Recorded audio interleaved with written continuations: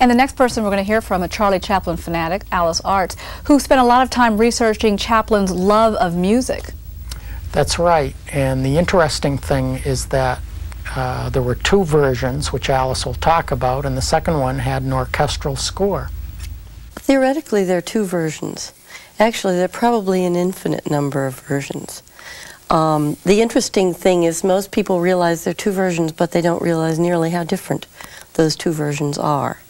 When Chaplin made the film first in 1925, presumably a version was released at that time. This may or may not have been more than one version at that time, though people probably didn't realize it then.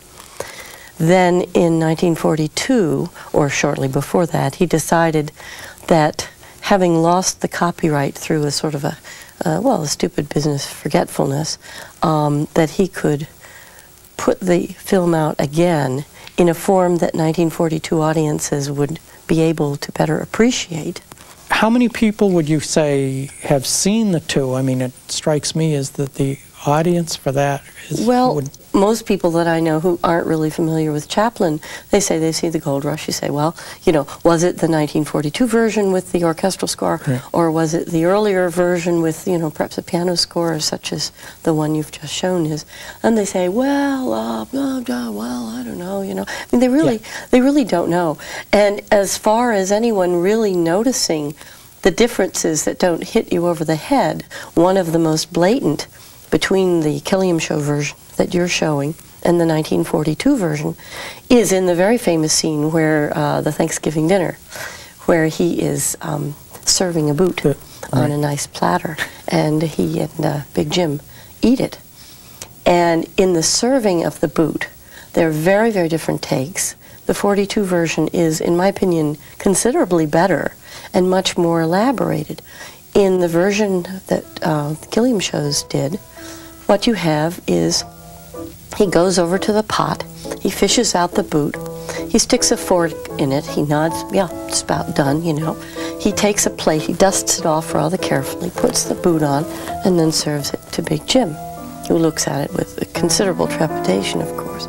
And then they proceed to eat it, and then there's more differences about the eating. Well, I was going to ask you before, what would be the biggest impression? I mean, was the 42 version? Sometimes the early version I feel is better for my own taste, and sometimes the later version is better for my own taste. The earlier version does have a more elaborated story. There's a whole sort of a subsidiary storyline that's missing entirely in the 1942 version, which means that he must have thought of that already, because it involves a handwritten note, which looks as though it was shot way back when, in 25. Yeah. Where in 1942 did he get a note that said something different, you know? If he didn't already shoot it in 1925, unless he did an elaborate deal and tried to re-photograph in the same way, a hand holding a note. So you do have differences in storyline, which I think simplify the 42 version, and I think make it a little less subtle, and to me a little less interesting.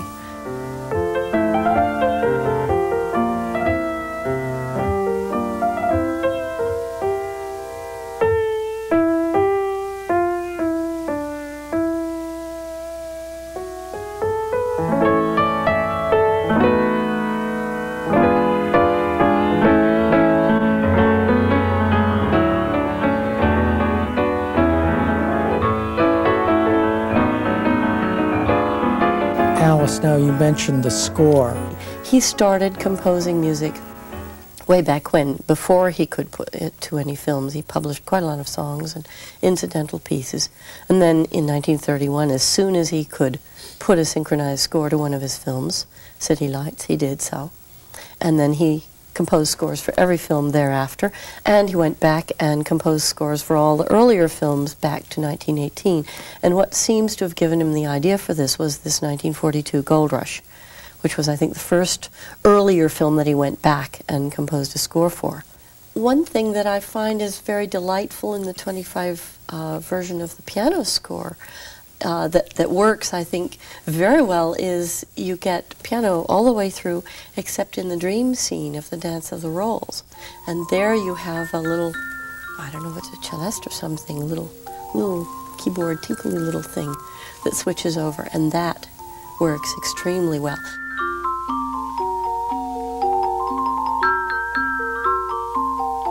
Chaplin does wonderful things like using the flight of the bumblebee when there's a snowstorm and people are being sort of blown away by this and scrambling madly to try to regain their footing and so forth.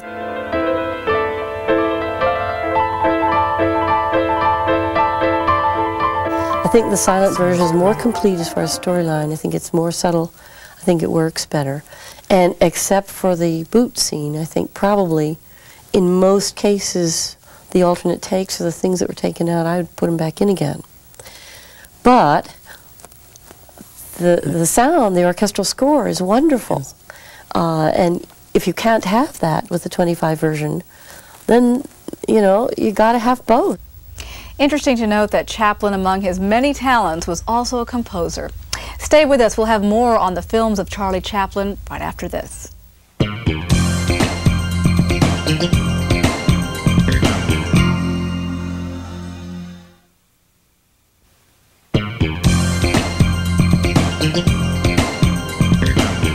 Welcome back to Producer Showcase, tonight highlighting the filmmaker's art.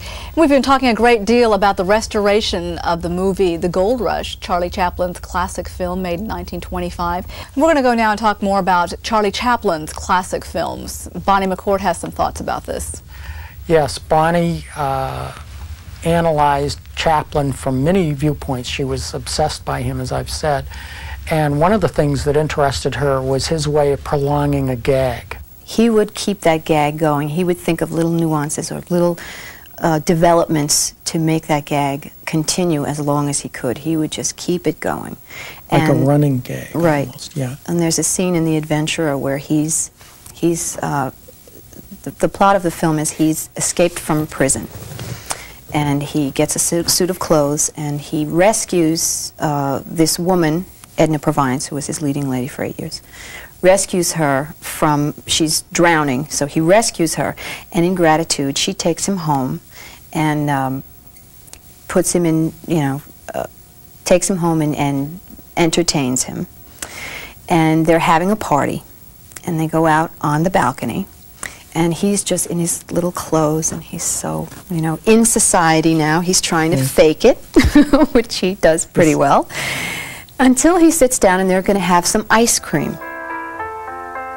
Another thing about Chaplin that's different about him and most other comedians or even actors, he was one of the few people that ever established eye contact with the audience.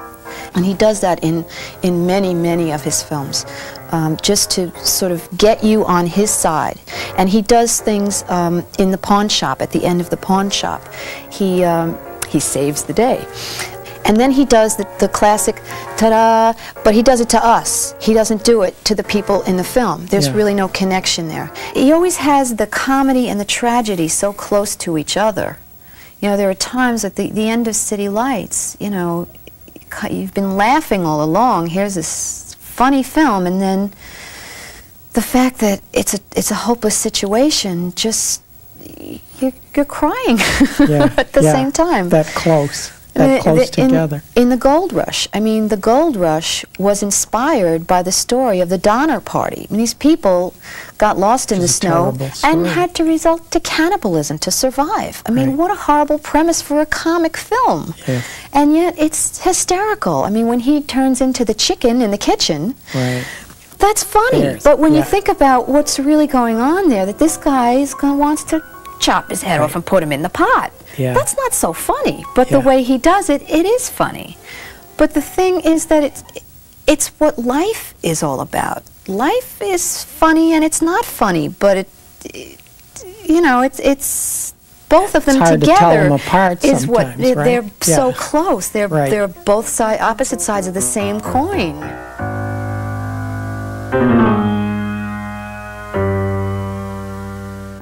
There's a lot more to Charlie Chaplin's approach to comedy than I had imagined, and it's been certainly interesting taking a look behind the scenes of the movie The Gold Rush and some of the other Chaplin classic films.